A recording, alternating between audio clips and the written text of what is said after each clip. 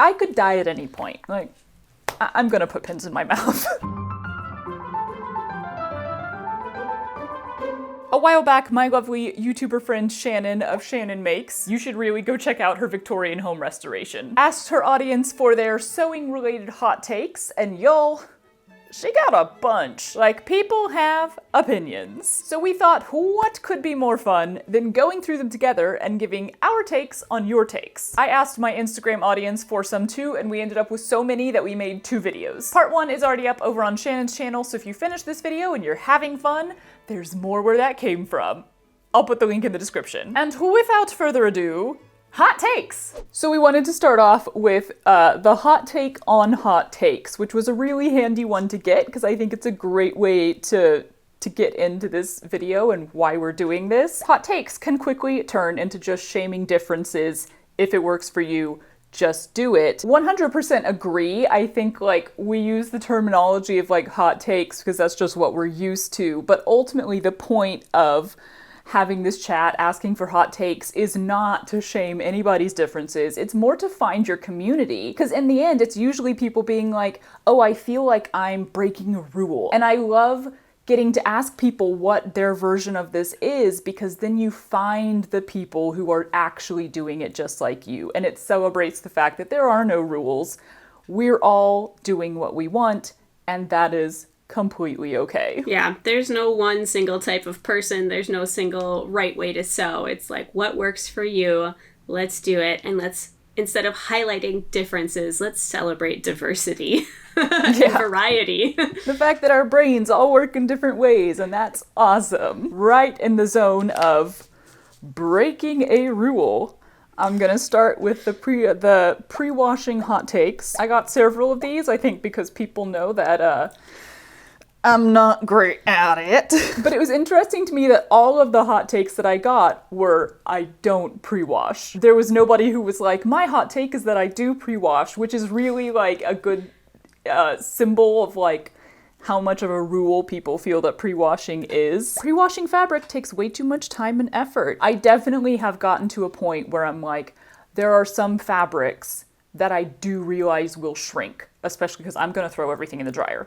I'm way too lazy to like dry clean, hand dry wash. Nah, it's all going in the dryer. So I've learned that there are a couple fabrics, which I'm not good with these things, but I want to say rayon shrinks a lot. But then I sew with knit so much, and like knit doesn't really shrink. Yeah. So if I'm not in the mood, it's not getting pre-washed. That's fair. I personally am on team pre-wash. I always pre-wash pretty much everything. I mean, mostly because I am lazy and I want to throw it in the washer and the dryer after I make it. And like, if I'm going to invest all this time in making something, I don't want it to shrink. But I think that also comes down to a couple different things, right? As we mentioned, like I make more fitted garments. Like I'm doing a tiny bit more tailoring. So they're already like, there's less room for error. Hence why I love making mock-ups as well. And that I am working more with natural fibers, and those are the ones that shrink a lot. I think if you're working with polyester, it's really not important, as not nearly as important to pre-wash, because like, yes, on the one hand, it will get the sizing out and all the chemicals that they put into it in the factory. But like, if that doesn't bother you, because there are chemicals everywhere in our life, and you're like, I really don't care, I just want to jump into it, like go for it. The only thing that like breaks my heart is when I see people put all this time and effort into sewing and then they can't wear what they've made because it has shrunk in the wash. And that like, that's such a shame to me. And I see that it like, they're all usually upset about it. It makes me sad. I just don't want to see anyone's efforts go to waste. But like, if you don't want to pre-wash, if you're like, hey, I want to make something, but if I take the time and energy to pre-wash it, I will abandon the project and never come back to it, then don't pre-wash, you know? Like if that's what works for you, totally go for it. I kind of try to do it as I get the fabric. Like when I get the fabric, I try to throw it right in the machine and before I fold it up and put it like in my stash. So that way as soon as I get the inspiration to make something, I don't lose that momentum. I can just pull it out and start making something while like my neurons are firing and I'm all excited about a project. I mean, that's the smart thing to do. That's what I'm always like, you should do that. You should just wash it when you get home. And I just have a horrible habit of buying a lot of fabric all at one time, and then I get home and I'm like, I'm feeling way too lazy for this. But that is smart, because that's my thing, is I'm like, remove obstacles between you and creating something. And if that's going to be an obstacle, then remove it. But I think in all fairness, I've never had a situation happen where I made something and then it shrunk too much to wear. I think if you've had that happen one time, you're going to be traumatized from that, and you're going to be like, pre-washing. And I think a lot of those people that are like, everyone else needs to pre-wash too. And I'm like, yes and no. Like, remove the obstacles between you and creating. And if pre-washing is that obstacle, then it's okay to remove it sometimes. Just like maybe not if you're using rayon. I did think it was really interesting that this person said, I only pre-wash fabric that I buy secondhand, which is funny because actually my first instinct, and I've actually just been doing, digging into all the fabric that people have mailed me for my community patchwork project. And I was literally just thinking about how much I love working with secondhand fabric, because I know that I don't have to wash it because somebody already has. Like, it's already been washed. It doesn't have to shrink. But I think the reason this person had like more like germs on the mind when they were talking about washing it. But it's just funny because I was like, well, technically, I mean, I wouldn't have to wash any of this fabric because it's clearly already been manhandled and been through the wash. Secondhand materials, sometimes I will be like, oh, I got this from remainders, I should probably wash this. Like, who knows who's touched it before? But I'm also very much not a germaphobe. I'm like, everything you encounter in all of life is gross. The world is gross. Get used to it. But also, I make a thing. I take like the final footage of that thing. So yes, I wore it in that moment, but usually it goes in the wash right after that before I actually like wear it for a full day. And so I'm like, I'm still going to wash it before I like really wear it. So yeah. Okay. Well, from pre-washing, which I guess some would call pre-washing like the absolute, one of the very basics, essentials of sewing, to ironing, which is another one that is pretty basic and had so many hot takes on it, on this one, on both sides of the spectrum, which is kind of fun because I do feel like it highlights the fact that it might be less of a rule. I don't know. So we have on the one side, it is okay not to iron or press the seams after sewing. That one's, I'm coming in with the hot take. That one's a fully hot take. Pretty spicy, that one. And then the other side was, I love ironing. It's so therapeutic. So I thought that was kind of funny. We got people on the other side who we got stands of ironing. This is another one of those things where I'm like,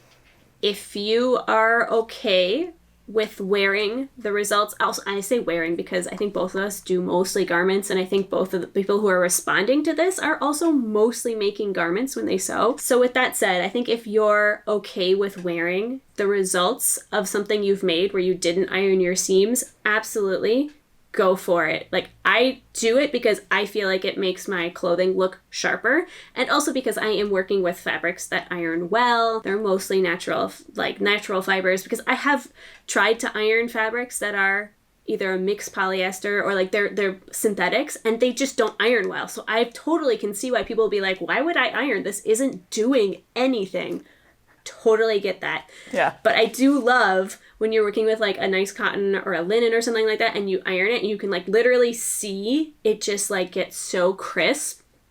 That like satisfies my perfectionist little heart. And I also know that like for me personally, if I make something and I don't iron the seams, it's gonna look sloppy enough that I won't feel good wearing it. So it's like for me and my workflow and how I am as a person, I like to iron stuff. And I do actually kind of find it therapeutic sometimes. If I'm in the right mood, I do enjoy a good iron. But if that's not you and you want to wear stuff that you didn't iron, like, go for it. Yeah, again, it's like, it's so much depends on what you make, because I'm constantly working with knits with stretch material. Usually it's polyester, and it's like, ironing it feels a lot more like a waste of time then. It's like it's not doing very much, or it doesn't really change how it looks in the end.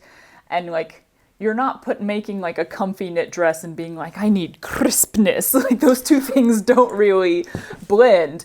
But yeah, the other day when I was making something with like a nice, cotton, or even when I was doing the linen dress that I made recently, yeah, you iron it and it just like, it folds up so neatly and it shrinks down together and it looks so nice. But the biggest change for me was putting my ironing board next to my sewing machine at the same level so I can spin my chair. Someone suggested that to me in the comments one day and I was like, how had I not thought about that? Because my ultimate thing, my version of laziness, is I didn't want to freaking stand up and walk across the room.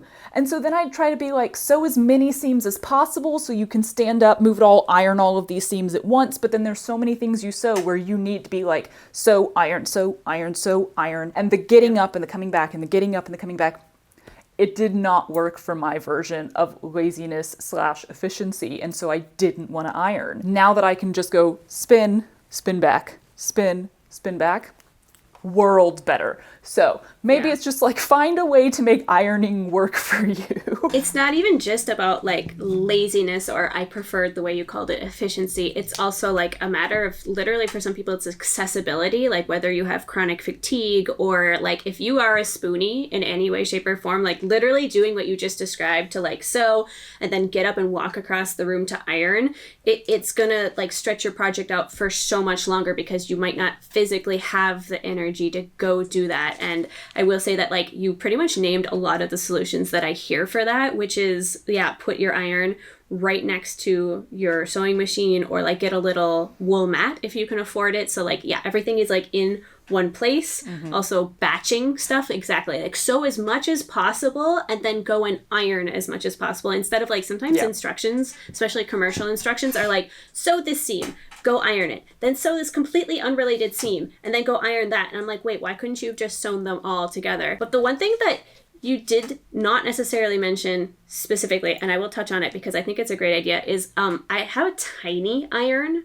Like for me, I got it for traveling, but I have heard this specifically mentioned as an accessibility feature too, because yes, it doesn't maybe iron as well because it's not so heavy, but it's not so heavy. So like you might not get as fatigued using it. So would highly recommend if that like sounds like something that might make your ironing journey easier. My little baby iron works super well. It has a steam function. Like it's like a little baby thing and I love it. Made like costumes for work for it and everything. So yeah, same. I had a little one that I used just because for me it was like a cheapness thing. When I first started sewing, I was like, I'm not spending all this money. I think it was like $30 or something for this little iron.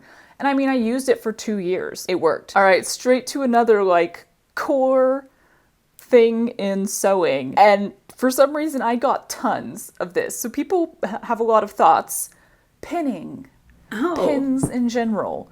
Just right. And there were some various ones throughout this. A big back and forth was removing the pins, not sewing over them. Do you do that or do you not?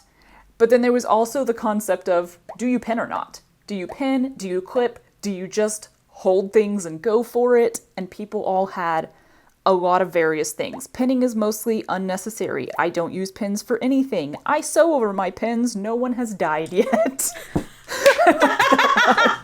Yes, absolutely. Which, like, I will say the sewing over pins thing, I don't do it, but I wish I could. I feel like and I'm not even sure if, like, there was ever a thing that happened. Like, I can't remember some traumatizing moment of, like, breaking a needle on a pin or something. But I think I'm just too scared to sew over pins. And I'm like, if you are not scared of that, more power to you. Good job. I can totally see why these responses would be all over the board, because even looking at just me in my own sewing space, I vary wildly. I will literally do all of these. I will pin religiously with every pin I own, which admittedly is not very many, but like literally I've done it where I pin every few centimeters. And I've also done it where I don't pin anything and I just like shoot it through the machine with a thought and a prayer, like, and hope that it comes out well. And same with like sewing. Sometimes I often sew over pins, and I definitely relate to the person who said nobody has died yet, because every now and then I get somebody very vehemently yelling at me in my comment section and I'm like, I have survived this far. In fact, sewing is probably the safest thing I do in my life. Do you know what I do for a profession? Like, risk management is something I'm comfortable with. But that aside, sometimes I often sew over them, but I've also done it where I just don't pin at, like, where I will take it out as I go. It really depends on, like, the fabric, how I'm feeling, like, so many factors. So I totally understand why these are all over the board. But do you use clips at all? Because I had a person one time comment that, like, oh, like, once you get yourself clips, then you're a professional. And I was like, I don't have any. I feel like I should get some, because I have definitely sewn certain things that I was like, oh, a clip would be easier. But I so frequently pin things not on the edge, pin things in the middle somewhere, that I'm like, I prefer to just have one item, and I can't do that with clips, so I prefer to just use pins. So this was a pandemic purchase. You know, back when the pandemic hit and everybody was like, oh my God, what am I going to do with my free time? And, like, bought everything. So I ended up, like, especially me, I thrift everything. And yet I went on Amazon, I got some clips, and I got, like, a couple other things. And in the end, I ultimately end up using hardly any. Now, I have this on my table right now because I'm actually doing a little bit of, like, paper piecing. I'm doing the version, I know a lot of people glue it, but I am basting them by hand, and I find it really handy to, like, I just throw a couple on to, like, keep it on the octagon while I sew. But other than that, I don't ever use them. For me personally, in my sewing practice, because I've done it for so long without them, I think there's maybe been a couple times where I'm like, oh, this would be handy. But, like, for me, because they're bigger than a pin and because I sew over my pins, these I have to remove as I sew. And so it's like, sew, take a pin off, sew, take a pin off. And they're, like, big enough and clunky enough that sometimes, like, the fabric gets shifted around. And so I would say, like, if you see them and you want to try them, like, go for it. But don't set your expectations to life-changing, or you'll be disappointed. Clips, not life-changing. That's our hot take of the That's our hot take for this video. Thank you. All right, and then my favorite last pin-related one was people who don't put pins in their mouth are psychopaths, which, like, coming in hot there with some strong words. Putting pins in your mouth, that is another one that I feel like people have some very strong anti-that sentiments, and I'm always like, something's happened to you, hasn't it? But for me, I use my mouth too much, and this automatically sounds inappropriate, but I put everything in my mouth. Like, everything. To me, it is another hand, and I reached a really bad spot on a job one time where I, for some reason, was holding money and had to take it somewhere, and I just almost stuck the money in my mouth, and I was like, I'm not a germaphobe, but that's too far. Fair. Let's not put money from a stranger into your mouth. I hadn't even really thought about it until I got hired at David's Bridal in the alteration department for the first time. And, like, day one, got called out for putting pins in my mouth. And she was like, you know why we don't do that, right? And I was like, well, yeah, I guess, like, it's kind of gross. These are community pins. Everyone who works here is using them. So, you know, spreading germs. And she was like, also, you could swallow one. It just like, didn't even come into my head that that was a concern. I was like, what? Oh, I guess. Yeah.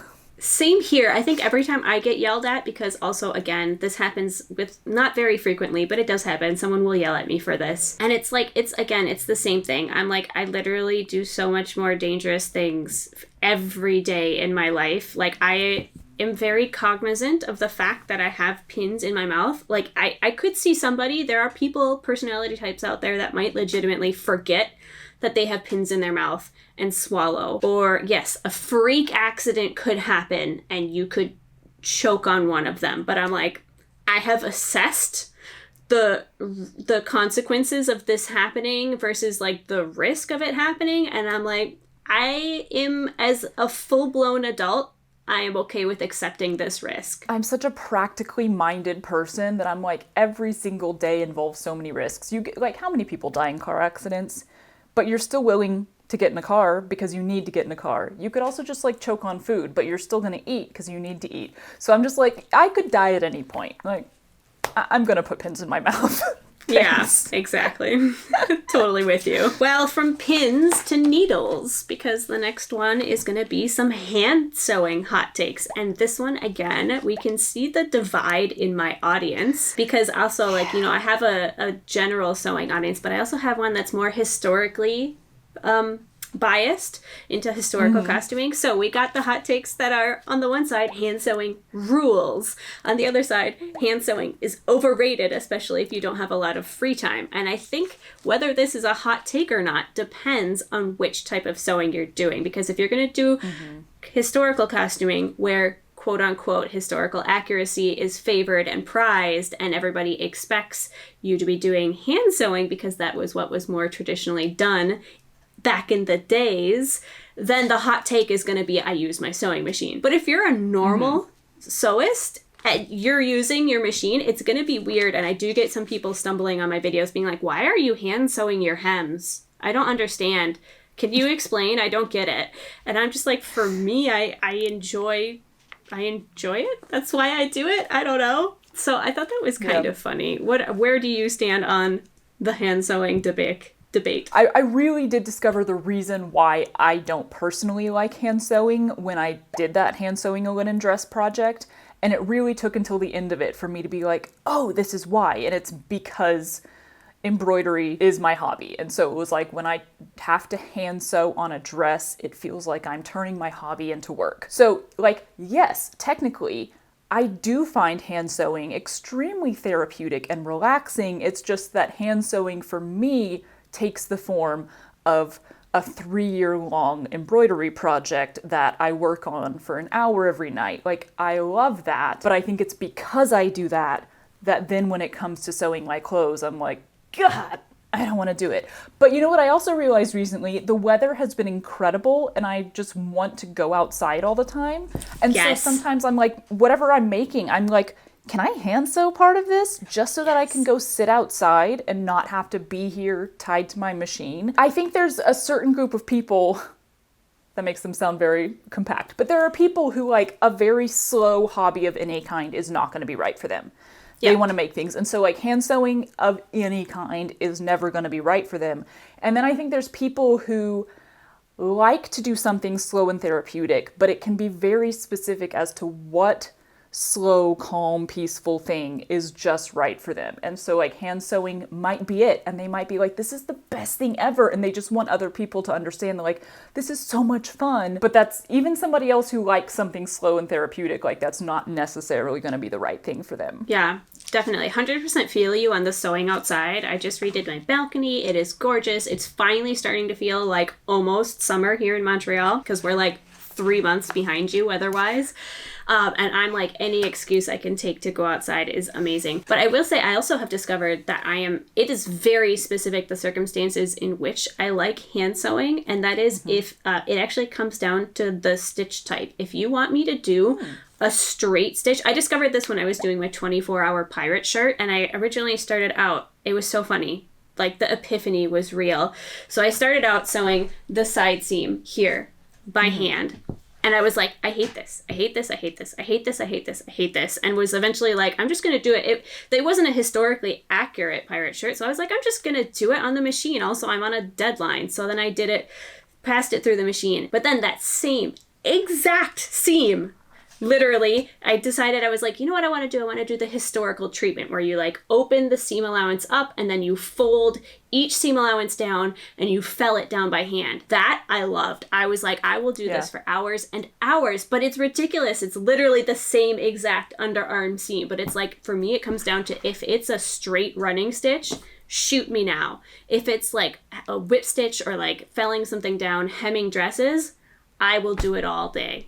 It's wild. That's such a good point, though, because I think part of the reason that I really like embroidery is for me not necessarily stitch type, but it's the color. Like, as I'm embroidering, I'm using usually bright colors. I'm sitting there and I'm watching this design come to life however slowly, because I can literally be embroidering for an hour and I've done like this much. But it's like I've got the color and I'm doing it, and I like the texture of embroidery floss.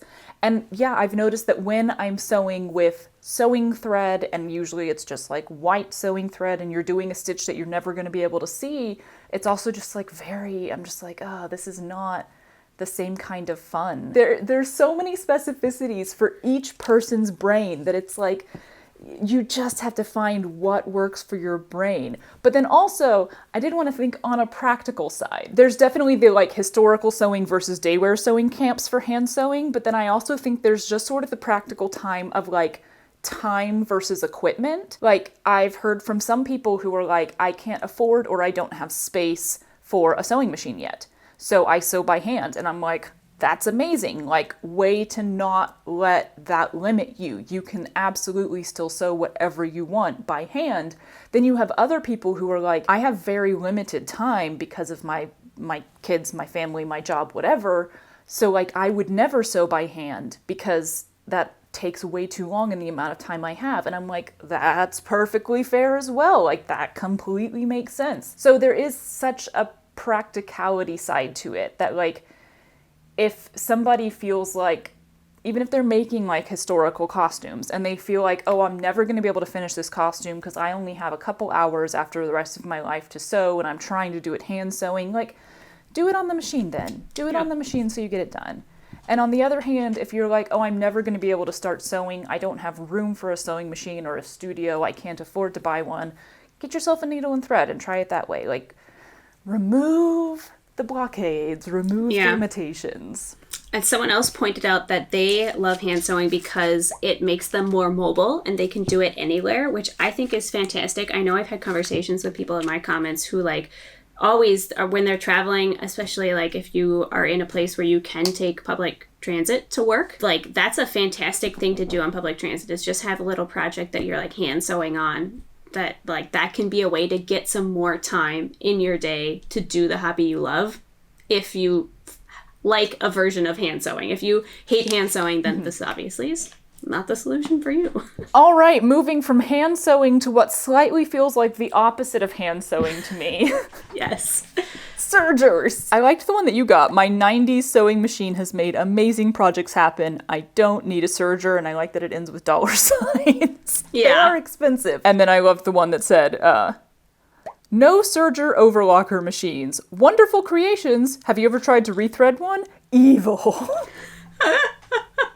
So that was my, my mom had a serger growing up, but I don't remember her ever, teaching me how to rethread it or anything. I may have, run some fabric through it once. But my first, real experience trying to use them was in our college costume shop, where I think we had two, and I think both of them were terrible and broken and had been touched by, 300 different college students and did not work. So, they were just a nightmare to try to use. And I went from that to the next time I had to use some was David's Bridal Alteration Department. And I was just genuinely scared to touch them. I was like, I don't want to do this. And I think it took until the third time of me working at David's Bridal for somebody to sit down and show me how to thread it. And I was like, oh, okay. These work when they work. They work great when they work. It's just when they don't work. Did they show you the hack for rethreading it, though? Mm-hmm. Where you tie them all together, and then you just pull them through gently. And then I did that, and I didn't tie a very good knot, and it immediately came undone, and the woman came over and was like, I was like, I'm sorry. Yeah, I use that hack, and it saves me so much time. I will say also that, I got my serger secondhand, and it only cost me $60, which I do know that's not an insignificant amount of money, but it is also a significant savings on what you would get if it was new.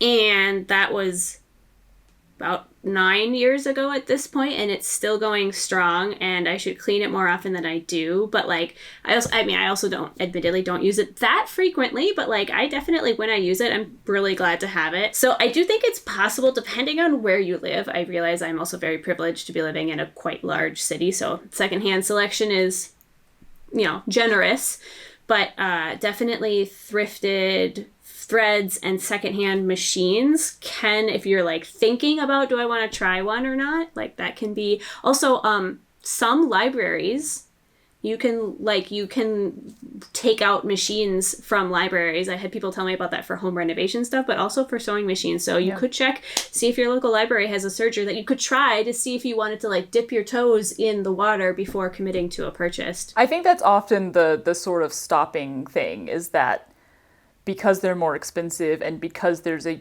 generic stereotype of like they're harder to use, not really to sew with, but they're harder to rethread, they're more likely to have problems. It's like people don't want to spend the money on one and then find out that they don't want it. They don't want to spend the money and then leave it in the garage because they're scared to touch it, which is like entirely fair. But yeah, I think that's really smart. I've heard the same thing, that like a lot of libraries, either you can rent stuff from them or they'll have full on like craft rooms where you can just go in and use the stuff, which is amazing that that's happening, and we definitely need more of that. Genuinely, I don't know at this point why I don't have one yet, especially since I work with knit so much. I don't really know. It's one of those like, I don't know. I'm just avoiding it for some reason. But I mean, they're not necessary. Like, they really aren't necessary. I sewed leotards for years using just a zigzag stitch. Like, okay, you can't sew it with a straight stitch. You trust me, speaking from experience, you cannot sew a leotard that you plan on using in actual real life with a straight stitch. But you can with a zigzag stitch. That's all you need. Mm-hmm. You don't need a serger. In fact, I'm not actually sure that I've ever made a leotard with a serger, because by the time I got one, I was so old I was not wearing leotards anymore. The very first time that I like mentioned that I wanted one, or put forth that question of like, should I get a serger or not? So many people commented and were like, oh, I like that you don't have a serger, because I didn't know that I could make the things that you're making without a serger. And so seeing you do it on a sewing machine makes me realize I can do that too. And I'm like, that literally is like an ignorance is bliss thing for me coming into it. I always was like, oh, I want a serger for when I work with woven fabrics because the fraying edges give me like anxiety. So I was like, I need a serger so I can get rid of my fraying edges. And I was just sewing with knit on a machine because I didn't know that that was supposed to be hard or like that sewing it on a serger was supposed to be better. And it wasn't until people told me that and I was like, oh, I forgot that you can just like sew together normal seams and not just finish edges. Like, that's true. That would be a lot easier. But that brings me to the other thing we got on here, which is that serged edges look unprofessional. Do we feel this way? I will give that a pretty spicy rating on that, just because I've never heard that before. I've actually never, like, really in all the discourse around sewing, I've actually never heard that. So I'm calling it a hot take just because of its novelty. Yeah. I don't have a strong feeling on this either way, honestly. I mean, it means it looks like more off the rack, but as we all know, off the rack can look really sharp and it can look really garbage. Like, it just depends on what rack you're pulling it off of, you know? I think the question here is like, what's your definition of unprofessional? Because if you want to call like clothing that's sold in the store, like, you would say that was made by a professional, even if it's fairly cheap. Like, wasn't that made by a professional? So isn't that professional? And they pretty much all have serged edges. I think maybe this person was meaning more of like couture almost. But as far as like for yourself doing it at home, like, I don't think whether or not there's serged edges on it has much of an effect on whether or not it's professional or looks good. Again, like, that's the inside of your garment. Yeah. No one should be looking at the inside of your garment. And if they are, they're close enough you can kick them. Just saying. Fair. There you go. I will say that my absolute favorite, or one of my absolute favorite techniques for finishing hems on skirts that are medium to heavy weight is I will just serge the bottom edge and then I will fold it up once and stitch it by hand. And I love that it works because if you fold it twice, like a traditional hem, then it can get quite bulky and it can be very obvious and kind of clunky. And I love that the serging, you can literally just finish it by rolling it up once. Like, yes, technically you can see it if your skirt catches in the breeze, but again, if anyone comments on that, you can just kick them. But I love that you serge and then you hand sew. Like, that's that perfect. Yeah, that's true. I hadn't even thought about that. Well, from sergers to regular machines, because I've got somebody whose hot take is that new sewists don't need a vintage machine unless other experienced folks verify that it's working, which is complete contrast to the other person who then says that Singer rules over all other brands if it comes to old machines, but the new ones suck. And I do feel like there's like two different camps, because I've actually seen specifically a lot of discussion on this, both on Reddit and on Facebook, like in sewing groups. People being like, I want a new machine. Which one should I get? And then some people are like, get a vintage machine. They'll hold up forever. And other people are like, get a new machine. It's more easy to service and more accessible. And I'm like, I see both sides. I mean, me personally, I have vintage machines, and the only time I've had to work with a new machine was a terrible experience, and I hated it. See our previous discussion on buttonholes. But I also think I've had this discussion with one of my other friends in real life too, and that is that like oftentimes vintage machines were literally marketed with the tag that they're so easy to repair that even women can do it. Like they were literally intended to be so simple to repair. Yes, hello, misogyny. Great. That even the women folk could do it because the men couldn't be bothered to spend their time fixing a woman's sewing machine. And in my experience, that has been true. Like I fix my own machines the vast majority of the time, and it goes pretty well. And I think that a little bit of maintenance and a little bit of understanding how machines work goes a long way, regardless of what type of machines you're using.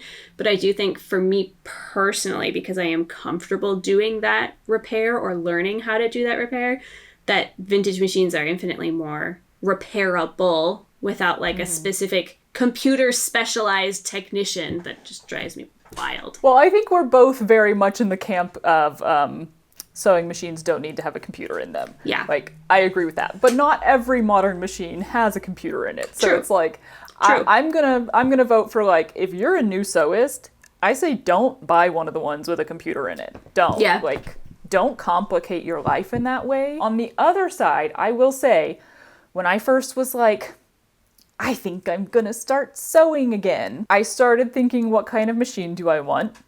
And my brain went, aesthetic. And so I was looking at like vintage machines. Ooh, yeah. Like the black metal Yeah. singers that come in the desks. And then, thank God, my mother-in-law bought me the machine that I've been using, which is a Singer Fashion Mate. Like, it is not at all fancy, but it has worked perfectly fine with zero problems. Like, again, both of us are coming from the background of, like, we touched machines when we were young. Yeah. We had some background information. So I'm like, I can only imagine if you were, like, brand new to sewing and you got, like, especially a really old vintage machine and brought it in, and then like it was just overwhelming, and it's like, oh, you've now like entered a mechanical science thing that you have to know. So if a new machine is gonna get you sewing faster, like go for the new machine. But just get a simple one. Yeah, I would say stay away from the really new with computers, and stay away from if it looks like an antique. Like, I don't want to get pedantic about what's antique and what's vintage, but if it looks like an antique, it might be a little bit harder to work. Now, not always, and like, I mean, whatever, if you're super passionate about like, oh my god, I want to get into sewing because I want to work with one of these gorgeous old machines, then obviously, like, do it. That's what makes you happy. But if you really are just like, I don't know, I just want to sew some stuff, like, go for something without a computer, something where the parts aren't going to be too hard to source if it breaks. That's what matters, is that it works, and it works for you. We're circling back around, sort of, because we got a few about knit. I mean, I obviously loved the one that said you don't actually need fancy special equipment to work with stretch knits. 100% agree, and we already kind of talked about that with the sergers. Like, Yep. The machine will do it, even a very simple machine will do it, because you just need a zigzag stitch. But I also like this person that said, knits are way harder to work with from scratch, but easier to repair. I would tend to disagree, because if you want, depends on how you want to repair it. But for me, if it's knit and it's damaged and you need to fix it, it's probably gotten a hole or a tear, and you need to almost darn it as if it was a knit sock or something, which it's going to be harder, in my opinion, to patch something that's woven than to patch, something that's knit than to patch something that's woven. So I find that an interesting take that I personally would disagree with, although obviously it's their lived experience. So, you know, for them, it is easier to repair. In general, I'm not much of a repairing holes kind of person. I tend to just leave them there. I weirdly have a lot of tiny holes in a lot of my clothing, especially knit clothing. And I'm Do you own a bunny? "Where?" No. But it might be little Linky Boy's claws. Oh, could be. Like, he'll jump off my lap with a lot of force, and so I'm like, I don't know if like a claw goes through the fabric, but it's often like somewhere in the mid-range, and it's just like a teeny tiny hole, and I'm always just like, found another one. I just leave them. I don't mess with it. I will say, when I first started reading the beginning of this hot take, I'll tell you where I thought it was going, because this is something I could agree with. And I thought they were going to say they're harder to work with, like in terms of passing it through the machine, but they're more forgiving to fit.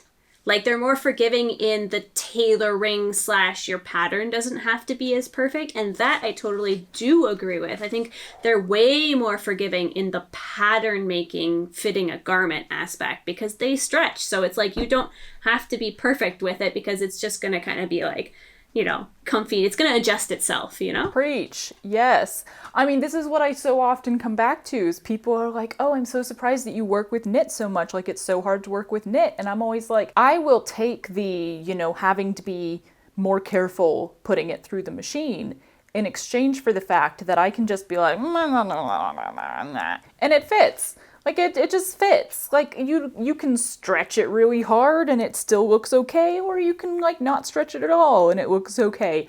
I get away with so much of my winging it because I am sewing on knits. There's an automatic level of adjustability in there. Speaking of various levels of anal retentiveness in your sewing process, pattern matching. We got a few. Come on, let's be honest. I got a few.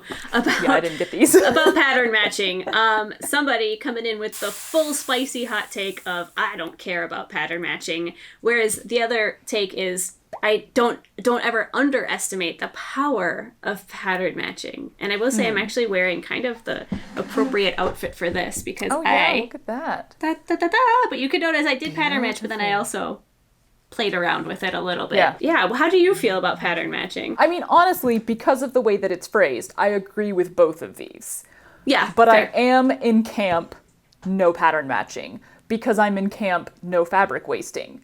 I want to squeeze as much as possible out of my fabric, and if I'm going to have any left over, I want to try to make sure that it's still, you know, as usable as possible. So the few times, I don't even think it was pattern matching, it was more of pattern placement that I was like, I want like this certain type of a pattern right here. I like actively feel guilty while I'm doing it, which doesn't take much because I have such a big guilt complex, but I'm like putting something in the middle of the fabric and seeing everything around it, and I'm just like, oh yeah. Why are you doing this? The guilt is real. When it comes to like actual pattern matching with like lining up seams and stuff, it's so persnickety that I could very much understand a certain kind of person loving it and like loving the challenge of it. I'm not that person. Yeah, I will say that I actively feel guilty when fussy cutting, and I almost never fussy cut. But I do sometimes pattern match. It is really satisfying on like a tailored jacket to have like some sexy pattern matching. But again, it totally depends on so many things. My energy level, how fast I want to get through a project, how finicky it wants to get, how much fabric I have, and how much I'm okay with wasting. If I'm going to have leftover fabric, can I have it all left over in one large swath instead of in these like if it's going to be like large triangular chunks that I'm missing, I'm like, I can't, what am I going to do with that other than like some really weird patchwork project? So I do go back and forth. I have like a fabric here that's gorgeous, and it's going to be this amazing, like really cute vintage Eisenhower jacket. And I think I probably am going to play with pattern on that, but I also don't know if I might not pattern match, but I might like play with it in the same way that I kind of played with it here, like have the yoke going sideways or something, or the breast pockets on a diagonal. I agree with you. Like, not pattern matching, but pattern placement can be a lot more fun, especially when it comes to stuff like stripes. Like, I think that's why I gravitate towards them. It's like, what can you do with this? How can you place this in different ways? Like, that's a really fun exploration, whereas just like sitting there being like, can I get them perfectly lined up, feels a lot more like it's just gonna make my brain explode. As with so many things, there is a time and a place. There's just the right projects. But when it comes to like me making a sundress, I'm like, I'm not concerned about like my busy floral pattern like perfectly lined. I'm like, no, make the freaking dress. Do you, but never feel forced to. And I think that's my that's my thing with a lot of these, but I think pattern matching does get thrown out that way a lot, is like, you should be pattern matching. No, you shouldn't. No. You don't, no. Do it when you want to do it, but never feel like you have to do it to be professional or to be good or to be doing it right. I feel that way about a lot of fussy cutting too. I feel like I'm very rarely in the quilting space, but I do get the impression that that's like fussy cutting is expected, which just kills me because I can't do it. I'm like, it creates so much waste. Like, it's so wasteful, especially on certain types of fabric. So I'm just like, can we get rid of this? Can we get rid of this notion that you have to fussy cut? Like, it's wild. All right, and now we've got our lightning round, a couple back and forths that theoretically we will have much quicker thoughts on, but we'll see how that goes. Starting off with number 1 here, having fun, and they put a bunch of arrows, is better than total historical accuracy. Obviously. 100%. Also, like, isn't the accepted idea now that total historical accuracy is a myth and does not exist anyway? So, have fun, kiddos. Easy. Next. Sometimes I think, what's the point in having nice clothes if you never go anywhere? I feel this one in my bones. I feel so called out. I'm like, okay, fine. Ouch. I know. Oh my god. Legit though, I'm like, oh, look at this cute dress I made. It would look so good for like a nice day out. And then I'm like, I don't go out. I sit in my apartment. It's I'm either sitting here and I'm sewing, or I'm in Nova Scotia and I'm doing renovations and I'm like in the grungiest of grunge because I've got decades of basement sludge on my pants, you know? I will say this is why it's such a priority for me that things I make are comfortable, even if they're fancy. Like, there are certain fancy things that I'm like, it's a ball gown, it's not that comfortable. But like, if I'm making a dress like the black dress that I made recently, it does look like a nice like dinner date kind of dress. I will wear it around the house because it's so comfortable. So I'm getting to the point where I'm like, as long as I made it to be comfortable for day wear, it doesn't matter if it doesn't look like day wear. I'm gonna start wearing them. Number 3, it's perfectly acceptable to gift something you made for yourself that you don't like anymore. Totally. I love that. Don't let it go to waste. And I think it also like kind of ties in nicely with the concept of like, don't feel obligated to make things as gifts for other people.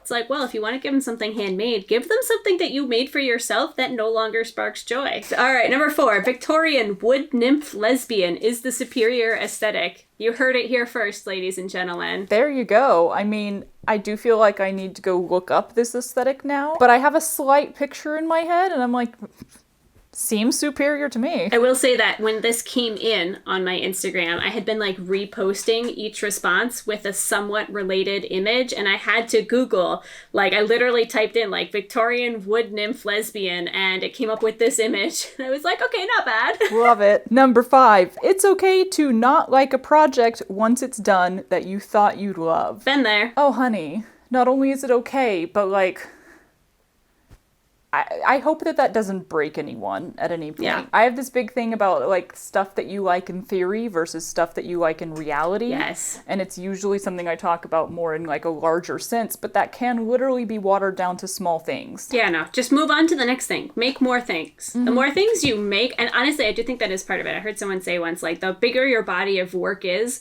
the less like invested you are. Like, I mean, soul, heart and body and soul invested you are in each one. And it is true. It's like, honestly, if you're like, okay, that one didn't work, it's okay, let's take the lessons and move on and apply those lessons to another one. Like, smart. Number 6, you don't always have to take out the basting stitches or the gathering stitches. Do you do this? I agree. I do usually. I take out the row that's visible and I leave the row that's inside the seam allowance every time. Oh, yeah.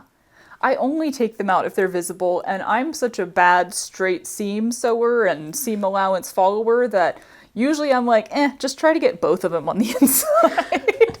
And there'll just be like one random spot where like some of them are showing down here. Yeah, no. Number 7, late stage capitalism and the cancellation of home economics class are tied to fast fashion. Coming in hot. But also like, yeah. They're not wrong.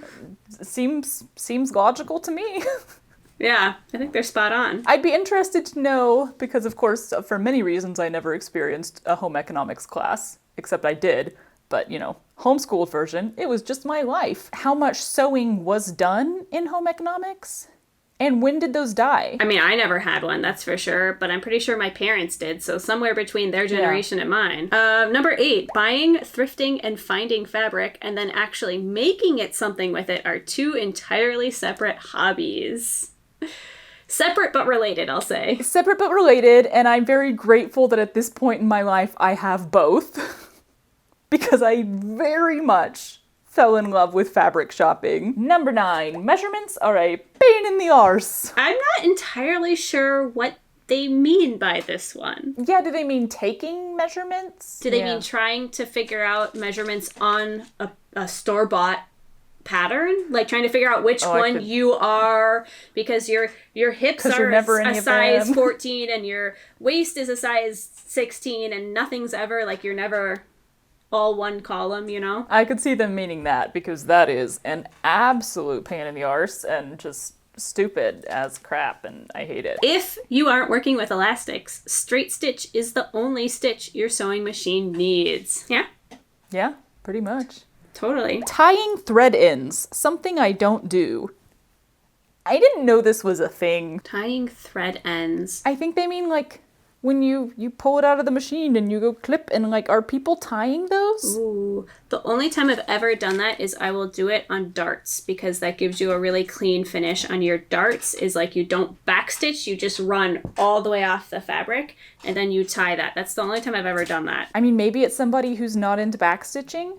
And if you're not backstitching, maybe you're supposed to go in and tie off all of your threads. I mean, yeah, that makes sense. That sounds tedious. Exhausting.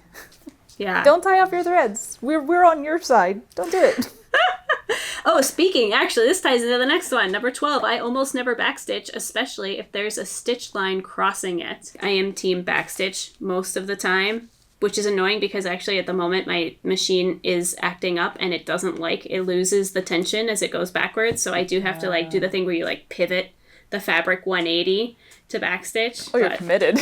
I am committed. Well, because sometimes I am then later putting a lot of tension on those seams to sew them down flat, and then they start to come undone, and then I'm like, well, that just actually makes my life harder. I have to go back in and sew it later. So yeah, for me this is the same kind of idea as the whole sewing over pins thing, where I'm like, kudos to you. I wish I was brave enough to not backstitch.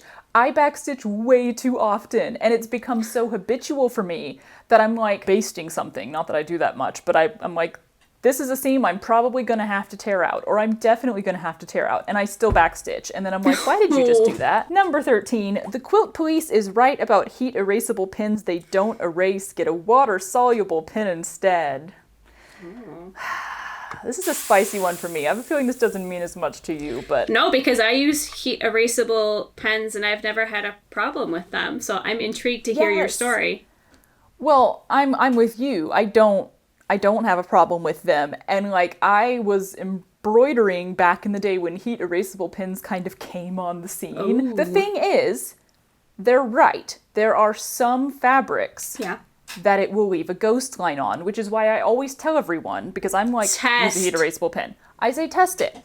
I don't always test it, but you should really test it. But I hate water-soluble pins so much, especially when it comes to embroidery. One, because I've never found one that gives you a fine enough line.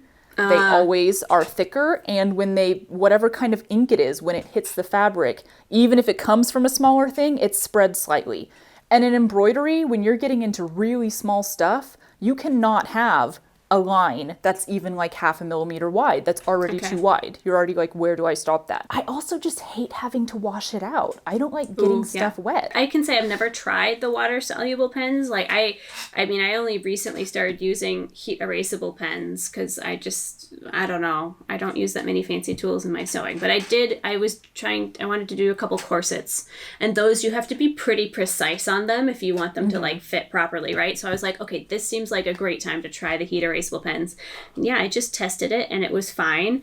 And then I had a couple comments being like, okay, but be careful because it goes away when it's hot, but then if it gets cold, that line's gonna come back. And I was like, oh, really? So then I put it in the freezer for hours in my freezer. But actually, this was a funny story. I accidentally erased a line that I didn't mean to, because I was like pressing my seams as I went, and I like wanted to press this seam and accidentally erased the line for the seam I had yet to sew. And I was like, well, this seems like a great moment to see if it comes back with the cold. And after hours in the freezer, nothing. So yeah, I mean, if it comes back in the cold, it's in temperatures that you're not going to be wearing these clothes in. Don't wear your clothes in an ice storm.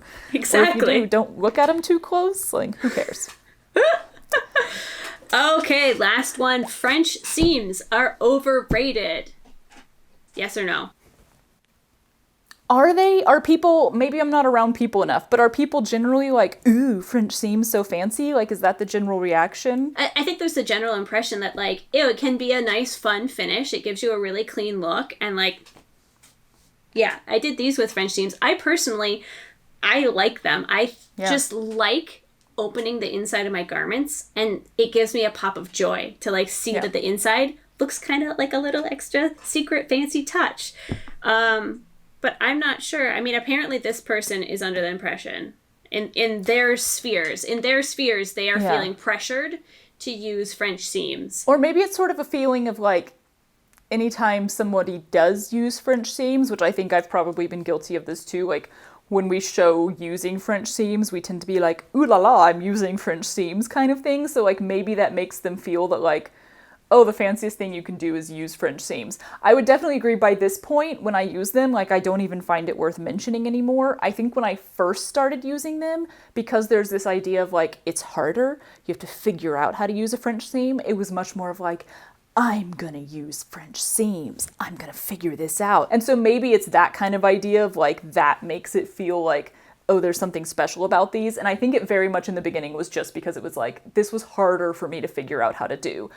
It did not take that long of me using French seams for me to be like, I get this. I know how to do it now, and it's no longer anything special. People made a big deal about doing the arm, the shoulders in them, and I was like, it doesn't seem like it should be that hard, but maybe it is. And then I tried it and I was like, it's fine. It's just the same as doing a French seam anywhere else. It's fine. And that is all of our lightning round. That is all of our hot takes. I'm pretty sure both of us got even more than we covered in 2 video parts, but oh yeah, I think we had enough of our opinions.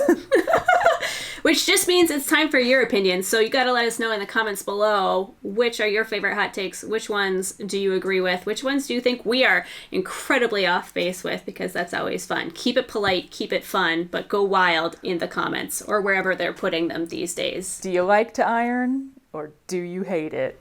That was the most like divided thing. And like, can we start some support groups? Can we team? I like ironing. Team them up with I hate ironing. Get them together. Same thing. I hate sewing buttons. I hate sewing buttonholes. Like, let's make some support groups. Let's get some crafting groups going together. Like, together we can. We need like local groups where it's like you meet up every Friday and you bring the parts of your project you don't want to do and somebody else does them for you. This has been a pleasure. Thanks for joining me. Of course.